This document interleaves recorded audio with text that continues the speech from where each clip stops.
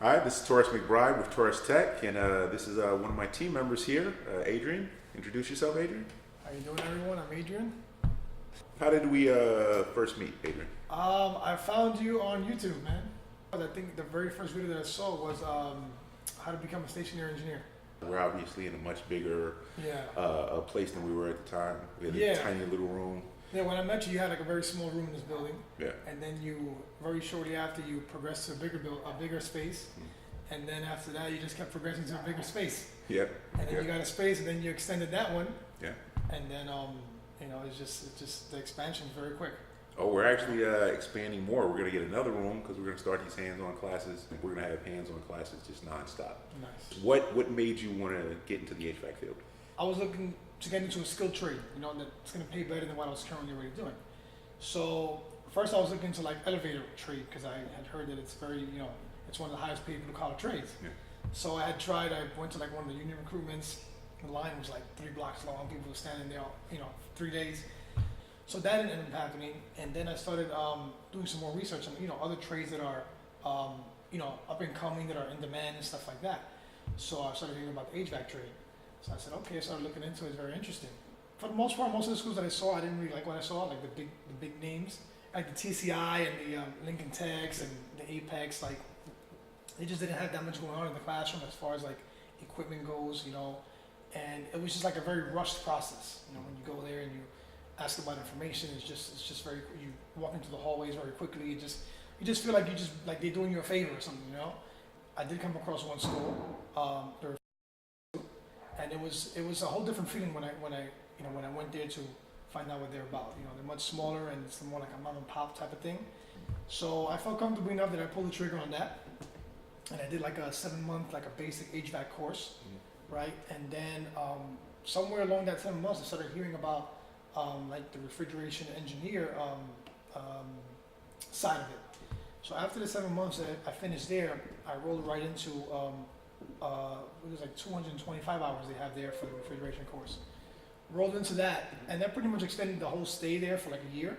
Then at that point, you should be prepared to take your written and practical exam. Now, as far as written goes, I felt like I was good. As far as like the study material they had to help me out, it was a big pool of questions, and that's pretty much what that test is just questions. But when it came to the practical exam, it was somewhat different. It was very, it's like an ancient simulator. It's like a lot of things you could not do on that simulator that you should be able to do because that's the way it's going to be on the actual test. When I met you and I figured out that you actually, you created your own simulator, and it was a lot better than what I saw. I said, okay, man, and this, maybe there was a reason why I finished school there and I didn't even, I didn't even give it a try, because it was like a blessing meeting you and finding out, the way you set it up, it's more of a setup for success. Thanks to you, I definitely, that made the whole process a lot easier to be able to train on something that's almost identical to the actual exam. As soon as I got the license, the first thing I did was I went on Indeed, right? A lot of people use these big, I don't know what you call them, like job seeking sites. Yeah. So I went on Indeed and I just started pumping out the resume and applying to jobs, like a madman. Now, on your resume, did you have any HVAC experience previously? I did. Okay. I did. So that did kind of help putting that on there, and I had a lot of certifications that also helped to make it attractive to employers. So that helped me as well. But it was just a tedious process of putting out a lot of applications. How many interviews did you go on? I think it was maybe just 2. 2 interviews. And I probably applied to at least 200 jobs probably. So where were the 2 places? So you don't have to mention where you currently work, but Right. what was the other place that you interviewed at? Well, the first place that I got an interview was for, I believe it was for Train. It wasn't really what I was looking for, but I was considering entertaining it, because sometimes you just got to get your foot in the door, But then when the second opportunity came around, it was like kind of like a blessing. When I finished going to school for refrigeration, I started realizing that, there's more to the HVAC trade than just refrigeration, air conditioning. There's heating. So I started learning a lot about boilers and stuff like that. So I wanted to get a good understanding of how the heating aspect of it worked. So I said, you know what? I would like the first job for me to be working with refrigeration and boilers, you know, hopefully in a building.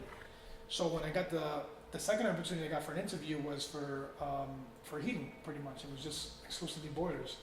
And I did very well in the interview, and I landed that job the same day of the interview. I'm not going to ask you to disclose where you're working, but let's just say it's one of the largest landlords in the entire country.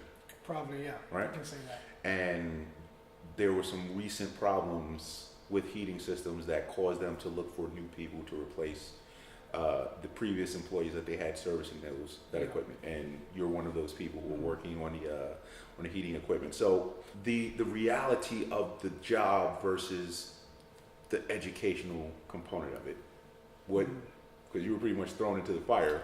So Yeah, what was it like for you? I was. It was difficult, man, because you read so much stuff, right, and you understand the concepts.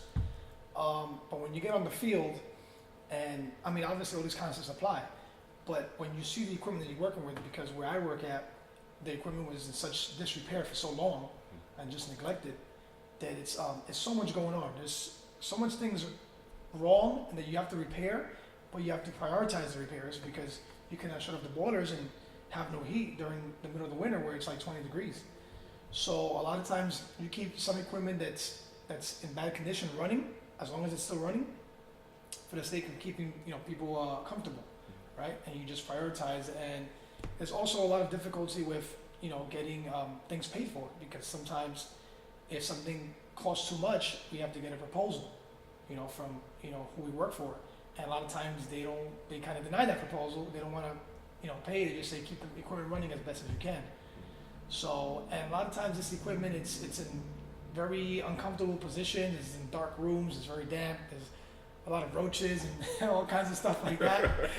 Sometimes things are flooded, and the water's very filthy. So you get in very uncomfortable situations and not clean situations. But it's very different from what you see in a book and when you actually have to apply it. Yeah. But when you took so much time and energy to learn something, and you kind of develop like a passion and liking to it, then even though when it's difficult, you still enjoy doing it, because you get pride out of knowing how to fix something and repair something, and knowing that the bigger picture of how that's helping to benefit someone. Because when you're in the midst of it and you're thinking like, oh man, this is horrible, why am I doing this? And then when you actually fix or repair something and put something back online, you're realizing that you're providing heat for thousands of people. You have children that need to take a bath, or you need to be able to cook food, or whatever the case is. It affects so many people that it gives you pride for what you do. Yeah. And that keeps you going.